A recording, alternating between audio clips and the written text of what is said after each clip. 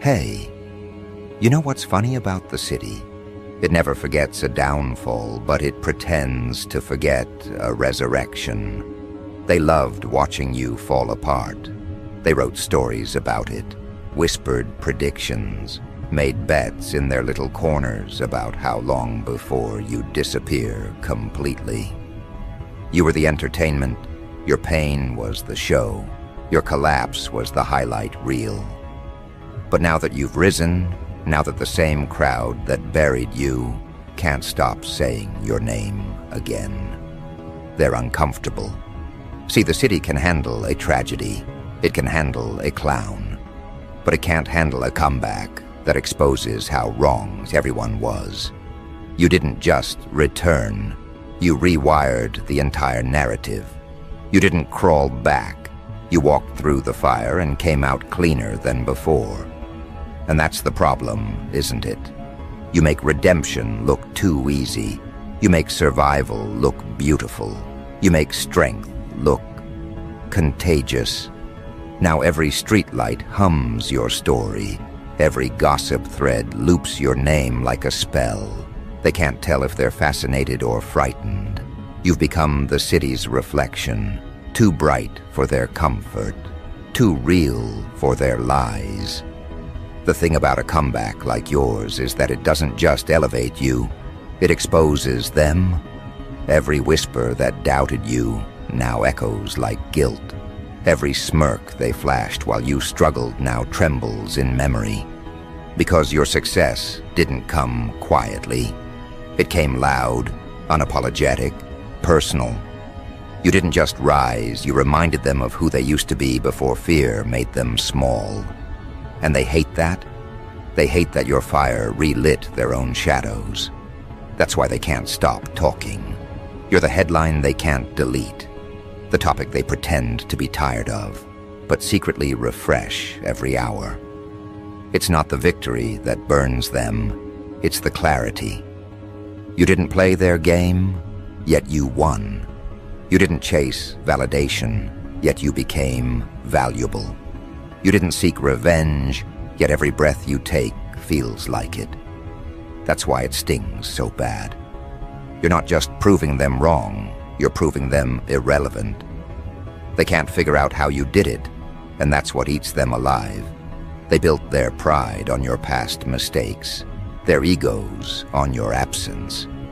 Now that you're here, stronger, sharper, untouchable, their sense of importance crumbles. You remind them how fragile perception is, how fast admiration turns to envy when someone refuses to stay broken. And here's the twisted beauty of it all. You didn't need their permission to rise. You didn't even need their attention. You moved like someone who understood that revenge doesn't need to scream. It just needs to exist. That's the kind of presence that haunts people. You're the living reminder that exile doesn't erase destiny, it refines it. Every step you take now sounds like payback, even when you're just walking. Every word you speak sounds like prophecy, even when you're just being honest. That's the part they can't handle. You're not performing anymore. You're being. And being, after being broken, is the loudest comeback of all. Look around. You can see it in their faces, the tension between fascination and fear. They talk about you like an unsolved crime. They analyze your motives, your silence, your glow-up. They call it luck, timing, coincidence. But deep down, they know it's none of those things. It's consequence. The natural consequence of underestimating someone who was never weak, just patient. They laughed when you fell because they thought it meant the end. They didn't realize it was rehearsal. You were studying, learning, sharpening. While they were gossiping, you were evolving.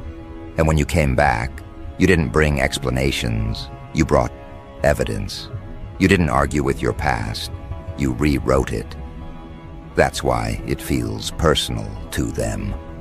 Your comeback isn't just a win, it's a mirror. It reflects how they gave up, how they settled, how they mocked what they secretly admired. You became living proof that excuses are just elegant forms of fear. That's why they talk. They have to talk. It's self-defense now. They need to label your rise as arrogance or madness or luck, anything but discipline and divine timing. Because if they admit it's real, then they have to admit what they're not. And that's the wound they can't heal. You didn't hit them with success. You hit them with accountability. You made them face their own lack of evolution. They used to study your downfall like detectives. Now they study your confidence like scientists. They want to decode it, bottle it, imitate it, but it doesn't translate because your energy was built in the dark and they only operate in the spotlight. They don't understand the language of pain turned into purpose. They don't speak the dialect of those who rebuild themselves from ashes. That's what separates you. You're not thriving to impress. You're thriving to express. Every move you make now says, I'm not who I was, and I'm not who you expected. That unpredictability makes you dangerous.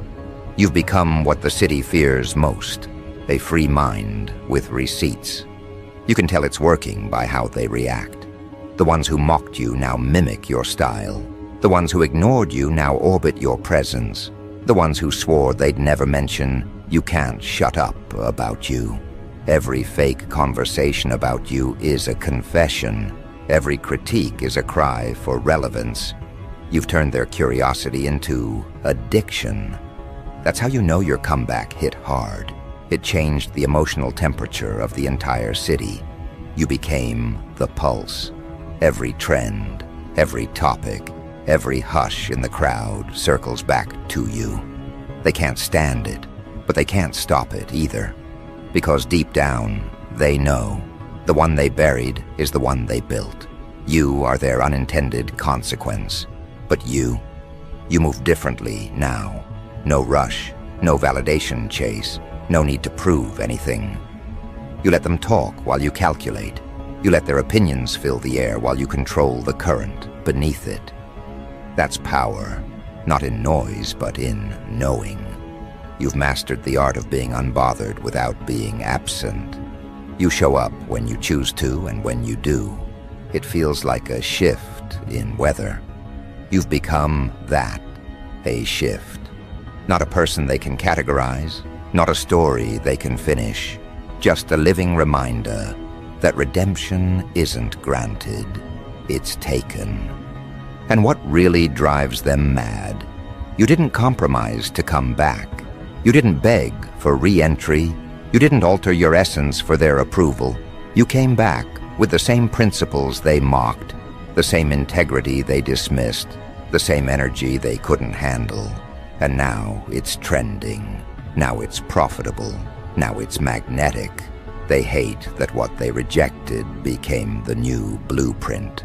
You turned your scars into style, your solitude into substance. You made resilience fashionable. That's not a comeback. That's a redefinition. Every legend of this city starts the same way, with misunderstanding. People confuse power with pretension until they feel it in real time. And they're feeling it now. Your presence isn't just noticed, it's felt. It rearranges rooms. It makes conversations pause mid-sentence. It makes even your enemies choose their words carefully. You're not just back, you're in control. That's why they call it personal. Because your rise didn't just rewrite your name, it rewrote their hierarchy. You dethroned mediocrity without saying a word. Now the city's energy bends around you. You can sense it in the glances, the whispers, the shift in tone when your name enters a room. The same people who doubted you now protect your image in public because they know attacking you costs social capital. You've become untouchable, not because you begged for mercy, but because you mastered perception. You didn't chase fame, you earned fear and fascination, and that combination is far more potent. You walk like someone who knows the crown isn't given, it's recognized. And they recognize it, even if they'll never admit it. That's the part they'll never recover from. The realization that your glow-up wasn't cosmetic.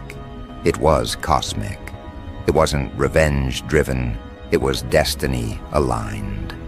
You didn't come back to remind them you exist. You came back to remind them why they can't forget. You're the aftershock of every fake narrative they built to bury you. You're the living proof that truth doesn't need defenders. It just needs time. And time, apparently, favors you. So let them keep talking. Let them twist, theorize, speculate. Every conversation about you is unpaid marketing. Every rumor is proof of relevance. Every attempt to minimize you magnifies your reach. You don't fight it anymore. You orchestrate it. You've turned noise into navigation. You can tell where their fear hides by the volume of their gossip. You can map their insecurities by the frequency of your name in their mouths. That's control, psychological, elegant, silent. You've learned to weaponize indifference. But here's the truth beneath it all. The reason your comeback felt personal is because it was. It wasn't revenge on them, it was redemption for you. It wasn't about proving them wrong, it was about proving yourself right. You didn't rise to show off. You rose because staying down felt like lying, because the version of you that they mocked deserved to be vindicated. Every win you collect now is a message to your past self. You were never crazy for believing. That's what gives your rise its power. It's authentic. And authenticity, when it survives humiliation, becomes unstoppable. And yet, you didn't even plan this reaction. That's what scares them most. Your rise wasn't choreographed. It was natural, inevitable, organic authority. The way the air shifts when you enter a room isn't arrogance, it's recognition. The energy doesn't lie. You've become what happens when authenticity refuses extinction. You make people uncomfortable because you survived what should have destroyed you. And you didn't just survive, you thrived. You made pain look like process. You made struggle look cinematic. And the city, full of spectators and critics, had to face the cruelest truth of all. Your glow-up wasn't luck. It was consequence. Now they whisper differently. It's not, "Who does he think he is?" anymore. It's, "How the hell did he do it?" That shift, right there, is psychological victory. They used to mock your dreams. Now they mine your methods. They used to doubt your vision. Now they study your discipline. That's not admiration, it's dependency.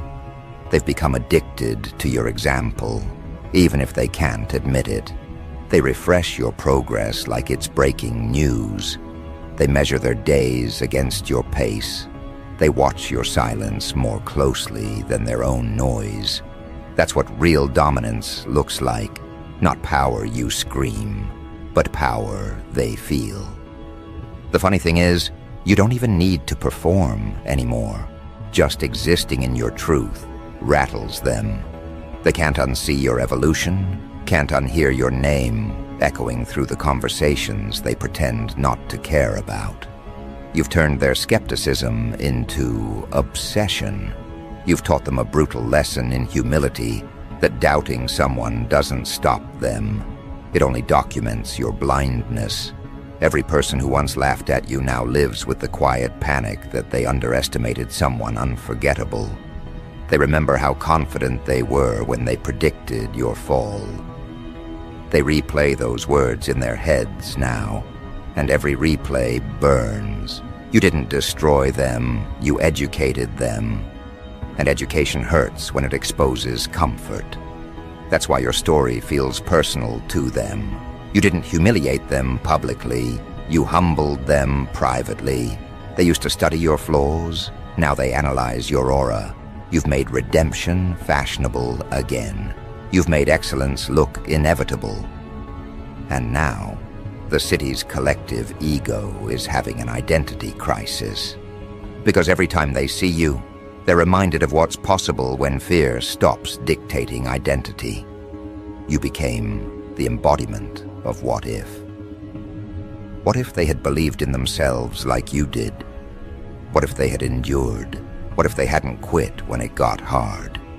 You've weaponized their regret, and now they can't stop orbiting you. You've become a gravitational pull wrapped in human form. They think they're observing you. Really, they're caught in your field. Every reaction, every rumor, every critique, it all feeds your legend. They think they're undermining you by talking about you. But every conversation tightens your grip on their psyche. You're not their topic, you're their timeline. You set the rhythm of their relevance without lifting a finger. They post to compete, but subconsciously, they post because of you. You've become the invisible architect of their behavior. And that's when you know your comeback didn't just succeed, it redefined control. You can feel it, can't you? The weight of unspoken respect. The same mouths that once mocked you now hesitate before mentioning your name. They pronounce it slower, softer, cautious, like they're invoking a spirit they don't fully understand. You can sense the hesitation behind their praise, the envy under their compliments. It's all there, layered and raw. You've reached that level of impact where people love you in public and compete with you in private. That's when you know the city's yours, not because they worship you, but because they can't escape you. You're embedded in the social algorithm. Every trend, every movement, every pulse echoes your comeback. And yet, you remain detached, not cold, just clear. Because you learned something through the chaos. Attention is not affection. You don't chase praise. You watch patterns. You understand that the same crowd that cheers you today would crucify you tomorrow if it served their comfort.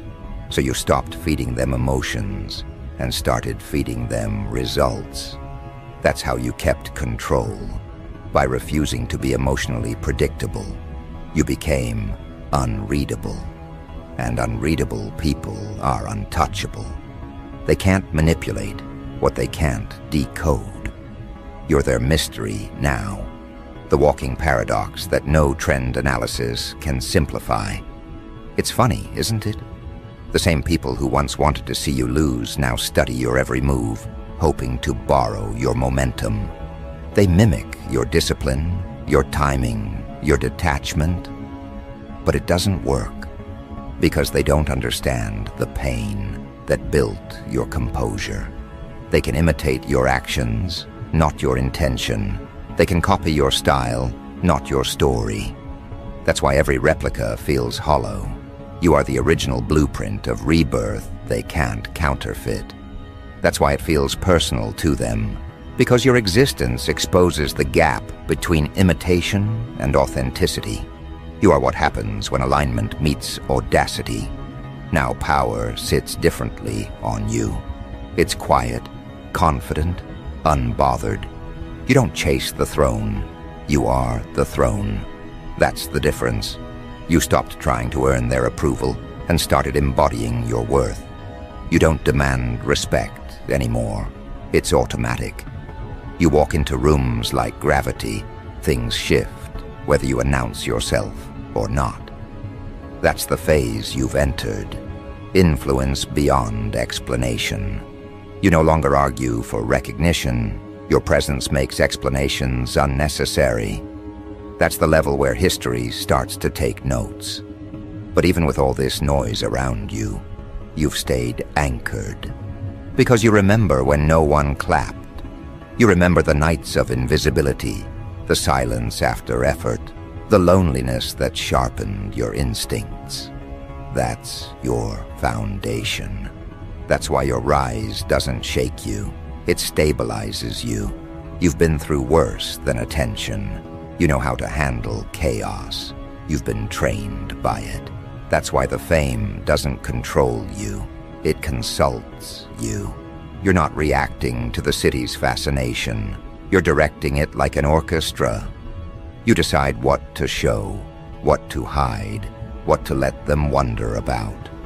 You've turned mystery into marketing and pain into positioning. That's not strategy. It's instinct, refined by fire. And still, there's something deeper beneath it all. The reason your comeback hit so hard is because it carried something real. People can sense it. The authenticity behind your energy, the truth behind your tone. It cuts through the artificial. They can feel the sincerity hidden behind the swagger. It's what makes you unforgettable. Because you're not performing success, you are success. Rebuilt from fracture, resurrected from disbelief. Your story doesn't sound rehearsed because it isn't. It's lived. That's why every time you speak, people pause. Not because they're impressed, but because they feel seen. You articulate the pain they never had words for. You embody the strength they still can't claim. You've become both mirror and map. That's the real reason they can't stop watching. You didn't just make a comeback. You created a culture. You turned your resurrection into reference material. People quote you without realizing it. They move like you without noticing. They're becoming you in fragments, hoping a little of your fire rubs off on their uncertainty. You're not just the hot topic. You're the subconscious teacher. And teachers, real ones, don't chase applause. They provoke evolution. So now the city buzzes, restless, addicted, afraid. Every corner hums with your echo. Every night out feels like a competition to outshine your shadow. But they can't, because you've already transcended the surface. You're no longer competing for visibility. You are the visibility. Every eye that scans the skyline is subconsciously looking for you.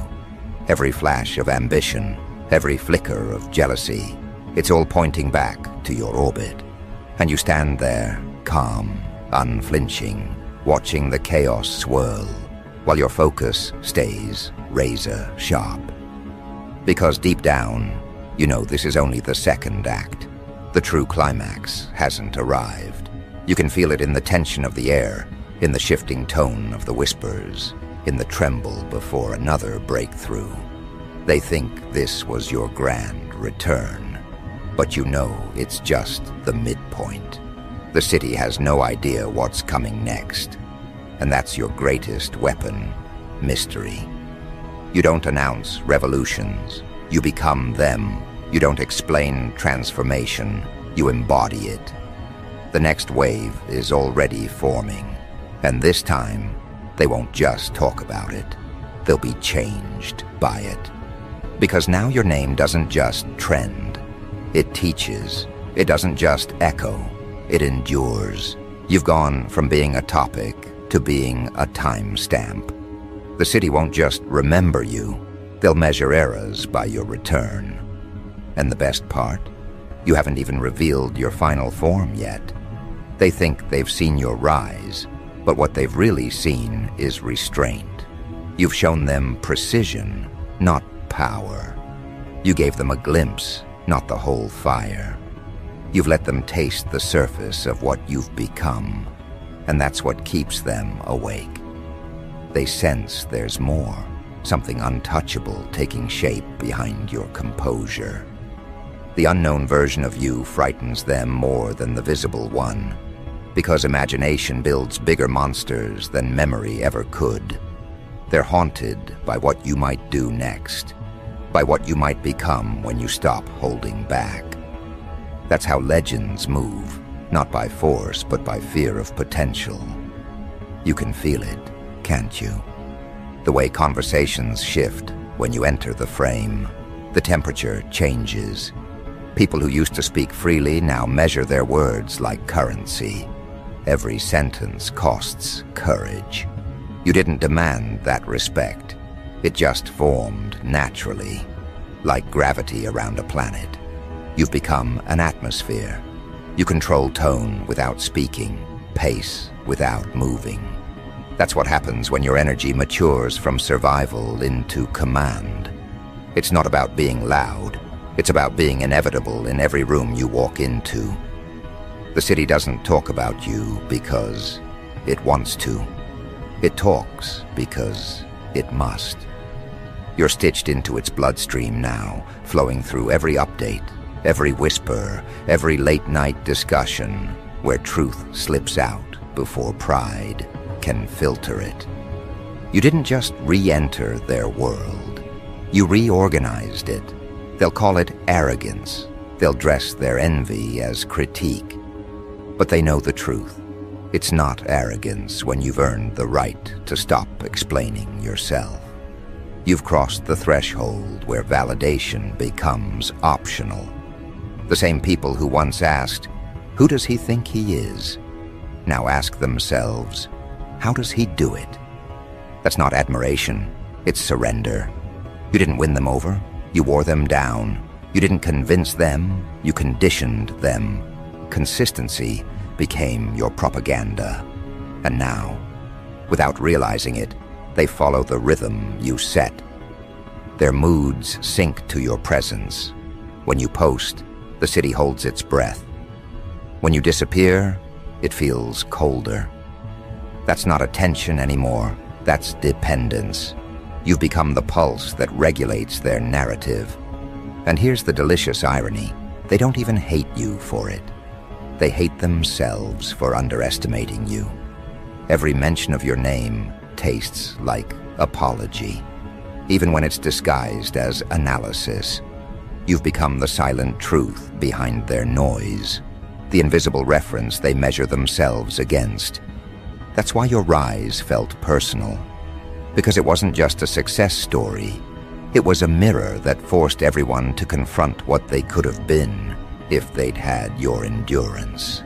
You exposed comfort as cowardice. You made effort fashionable again. You resurrected accountability in a city allergic to responsibility. That's what makes your return so violent to their pride. It's not that you proved them wrong. It's that you reminded them of who they were before fear tamed them. Now look at them. The same voices that dismissed you now rewrite history to include you. They claim they always saw potential, always believed, always supported. But the data disagrees. The timestamps expose the truth. You remember the silence when you needed them. You remember the jokes disguised as concern, the pity wrapped in politeness. You remember the empty seats when it was your turn to perform with no applause. You don't resent them for it. You just outgrew the need to explain it. Because that's what true evolution does. It doesn't seek revenge. It simply renders judgment irrelevant. You didn't return to prove anything. You returned to collect what was always yours: space, respect, presence, permanence. And they feel it now, don't they? That chill when your name surfaces, that discomfort when your story gets retold. Because deep down, everyone knows your rise wasn't luck, it was consequence. You didn't cheat the process, you became the process. Every failure, every insult, every night spent rebuilding turned into bricks in your empire. You didn't climb back, you grew roots. You built stability where they expected collapse. And now that foundation scares them because it means you can't be shaken anymore. They can't cancel what doesn't crave approval. They can't ignore what defines the culture. They can't erase what replaced them. You're not trending, you're timeless. So let them keep pretending your success is sudden. Let them write their half-truths and empty theories. You know the real story. You know the late nights when motivation was replaced by discipline. You know the moments when no one clapped, but you kept building anyway. You know the times you smiled through isolation because something inside whispered, "Wait, they'll see." And now they've seen. They've witnessed what happens when consistency meets divine timing. You turned pain into blueprint, isolation into empire, rejection into resurrection. Your glow-up isn't a phase. It's the proof that endurance beats everything. The city feels smaller now, doesn't it? Not because you've outgrown it, but because it's finally shrunk to the size of your truth. The noise that once intimidated you now sounds like static. The faces that once towered over you now blur in the distance. You've ascended beyond competition, beyond comparison. You don't chase spots. You define them. Every time they mention your name, the hierarchy rearranges itself. You became the proof that consistency outlasts popularity, that self-belief outshines validation. And now, every eye that once looked down on you looks up. Not out of worship, but awareness. You've made them conscious of the power they mocked. That's the essence of your comeback. It wasn't flashy. It was forensic. It didn't shout. It exposed. You didn't need revenge because your existence became evidence. Every step you take now replays your timeline like confession tape. You're walking through their narratives like a ghost they can't exorcise. Every rumor they spread comes back echoing as testimony. Every doubt they voiced now serves as advertisement. You've turned disbelief into currency. That's mastery, turning their noise into narration. And here's the truth only you understand. It's not about being the hot topic. It's about being the temperature. You set the tone of the city now.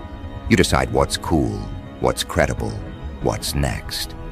They don't realize they're building your legacy for you. Every time they debate your moves, they write your mythology. Every time they mimic your style, they expand your brand. You've built an empire without lifting a weapon, just through presence. That's what happens when you stop chasing power and start being it. You've become the standard that no one can dethrone because it's rooted in something indestructible, authenticity. So when they say your comeback hit too hard, smile quietly. They're right. It hit the weak parts of their ego. It hit the hollow parts of their pride. It hit the comfortable corners where mediocrity hides. That's why it felt personal, because it was. You didn't attack them, you just outgrew them. And growth, to the stagnant, always feels like violence. You're not the villain in their story, you're the plot twist that exposed their lies. That's what legacy looks like.